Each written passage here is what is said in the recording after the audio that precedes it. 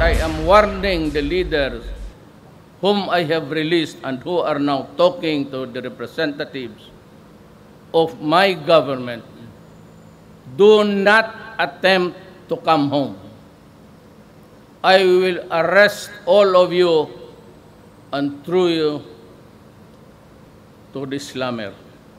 Ito ang babala ni Pangulong Rodrigo Duterte sa mga leader ng komunistang grupo na nasa labas ng bansa. Ang desisyong ito ay kasunod ng pagbatikos ng CPP sa deklarasyong martial law ng Pangulo sa buong Mindanao.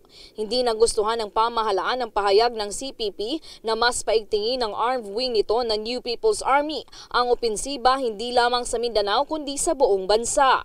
Isa rin ito sa dahilan kung bakit kinansila ang nakatakda sa ng 5th round ng peace talks sa pagitan ng government at NDFP peace panels. Ayon sa pamahalaan, marami ng hiling ang grupo na pinagbigyan nila upang ipakita ang sensiridad sa usaping pangkapayapaan. I tried to talk to you as a matter of fact, conceding almost nirelease ko halos lahat ang mga priso ninyo. But well, my only consolation was that most of my release are there, mga sakit na 70 and beyond.